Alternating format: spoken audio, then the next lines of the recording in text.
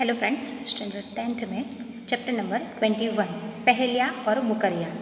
पहेलियाँ और मुकरिया का अर्थ है कि बहुत सारे अटपटे प्रश्न पूछे जाते हैं और अटपटे प्रश्न के आधार पर आपको उसका आंसर निकालना है।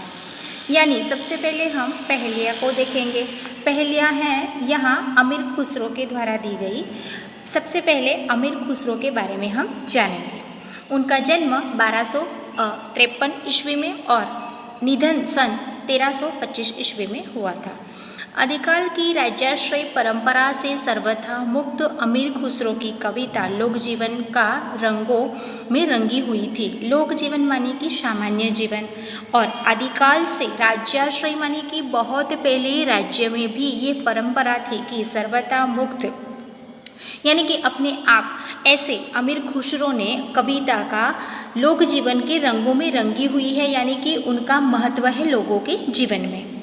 उनकी हल्की फुल्की रचनाओं में ज्ञान के साथ साथ मनोविनोद की सुंदर सामग्री प्रस्तुत की गई है। मनोविनोद यानी कि मन का आनंद, विनोद मानी आनंद और मनो मानी मन का, यानी कि हल्की फुल्की रचनाओं में से आपको लगेगा नहीं कि ये किस प्रकार का आपको सेंटेंस दिया गया है, और उस सेंटेंस में से आपको सुनकर बहुत मज़ा आएगा और आनंद प्राप्त होगा, मन फ्रेश हो जाएगा, यानी कि सुंदर सामग्री यहाँ दी गई है।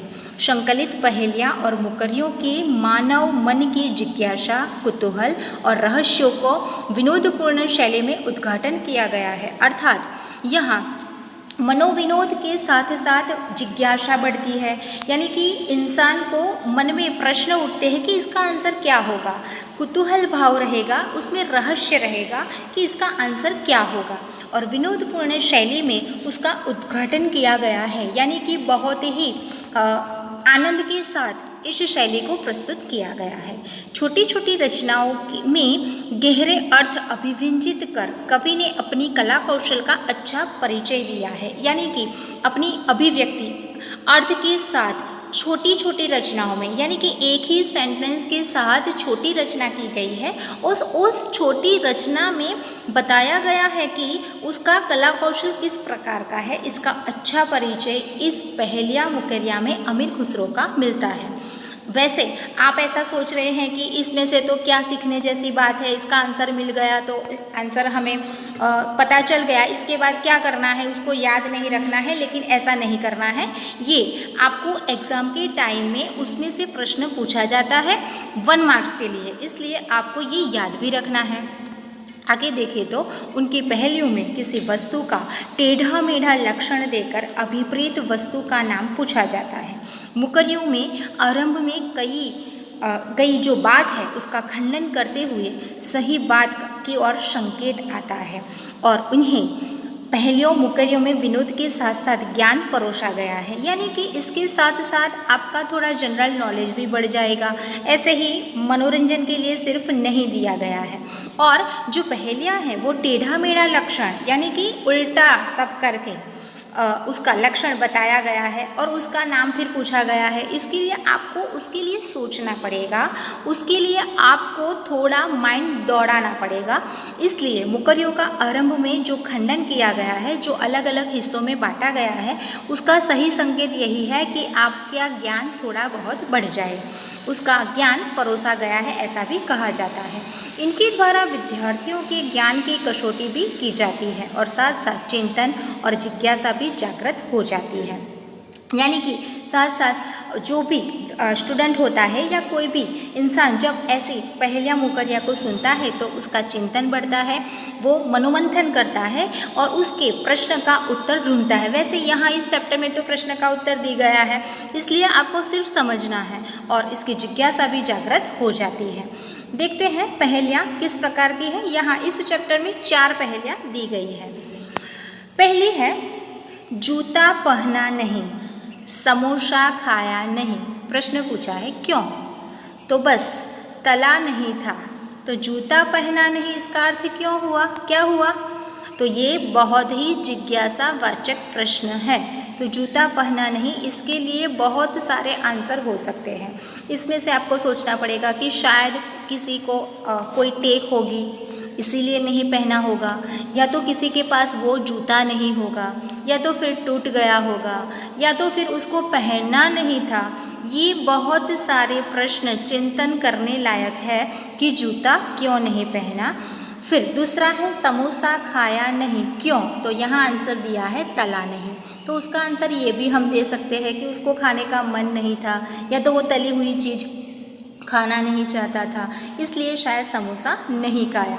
इसलिए ये चिंतनात्मक प्रश्न के साथ यहाँ पहेलियाँ दी गई है। दूसरा देखिए तो अनार चखा नहीं है।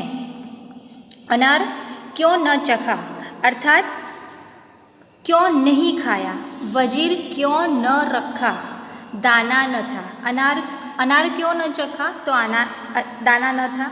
वजीर क्यों न रखा, तो भी इसका आंसर यहाँ बताया गया था है कि दाना न था।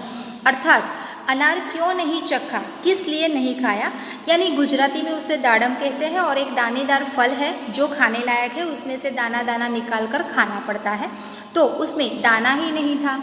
वजीर क्यों न रखा, तो वजीर के लिए रखने के लिए उसकी जगह नहीं थी, यानी कि दूसरा वजीर कोई था। अगर ऐसा भी कहा जाता है कि वजीर रखने के लिए इच्छा नहीं थी। ये बहुत सारे प्रश्न आपको चिंतनात्मक दिए जा सकते हैं, या तो फिर आपको सोचना पड़ेगा। अगला है रोटी जली क्यों, घोड़ा अड़ा क्यों, पान सड़ा क्यों। अर्थात रोटी क्यों जल गई। जो बनाने वाला व्यक्ति था या तो लेडी थी, तो रोटी अच्छी तरह से वो पका नहीं सकती थी, इसलिए रोटी नहीं जल गई। फिर घोड़ा अड़ा क्यों, तो घोड़ों को रखने वाला स्पेशल आदमी रखा जाता है। वैसे रानी चैप्टर में आपको मालूम है कि जो घोड़ी थी उसको संभाल करने वाला कौन था, साइस था। तो वो साइस जो घोड़े की रखवाली करता है, उसको खाना पिलाना, फिर उसको नहलाना, उसकी पूरे दिन सेवा करना, ये सारा काम साइस करता है। पान सड़ा क्यों, तो पान गिर गया, उसमें से पानी गिरा, बहुत सारी मिट्टी में वो मिल गया, इसलिए शायद जड़ गया।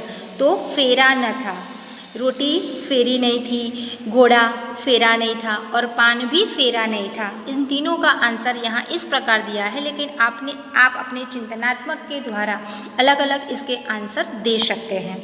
अगला है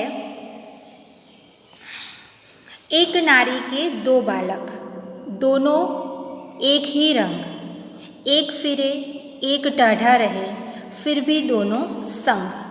चक्की के पार्ट। बहुत पहले के समय में देखा जाए तो अनाज के लिए जो आटा निकालते हैं उसके लिए एक स्पेशली दो पार्ट के पत्थर होते थे और उसके बीच में अनाज डाला जाता था और अनाज डालने के बाद उसको बहुत सारा ऐसा घुमाना पड़ता था और घुमाने के बाद बहुत सारी मेहनत करने के बाद उसमें से आटा निकलता था, तब जाके उसमें से रोटी पकती थी।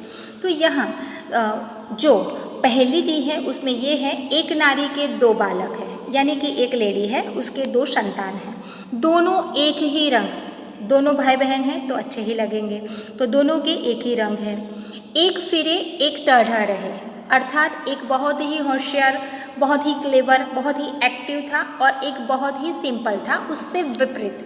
फिर भी दोनों संग, क्योंकि दोनों भाई थे, दोनों बालक थे, एक ही नारी के संतान थे, तो उसका आंसर यहाँ दिया गया है चक्की के दो पार्ट, यानी कि दूसरा जो नीचे का हिस्सा होता है वो ऐसे ही ठंडा पड़ा रहता है और ऊपर का जो पार्ट होता है चक्की का दूसरा जो पत्थर होता है उसको ऐसे घुमाना पड़ता है, यानी कि नीचे वाला जो है दोनों संग रहते हैं, लेकिन एक बहुत ही सिंपल तरीके से ऐसे पड़ा रहता है और एक को बहुत सारा घुमाना पड़ता है, यानी एक्टिव रहता है। यानी दोनों संग होने के साथ साथ भी वो काम करते हैं, लेकिन एक को ठंडा रहना है, एक को एक्टिव रहना है, और वो है चक्की के पार्ट। यहाँ पहेलियाँ 1, 2, 3, 4 दी गई है, उसमें 1, 2, 3, 4 के अंदर अलग अलग तरह के प्रश्न पूछे जाते हैं कि समोसा क्यों नहीं खाया था, तो आपको आंसर मिलेगा तला नहीं था। दूसरा पूछा जाएगा कि वजीर क्यों नहीं रखा, तो आप आपके तरीके से उसको आंसर लिखना है। या तो फिर उसका अर्थ पूछा जाएगा कि वजीर का अर्थ क्या है, तो उसका अर्थ है मंत्री।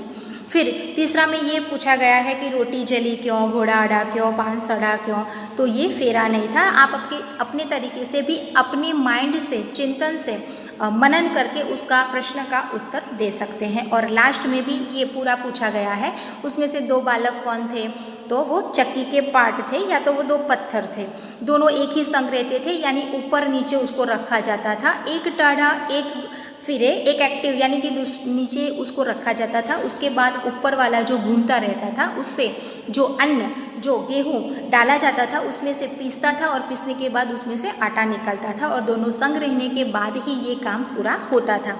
यानी इस प्रकार यहाँ हमने 21 चैप्टर की पहेलियाँ देखी है, मुकरियाँ दूसरे चैप्टर में हम देखेंगे। Thank you.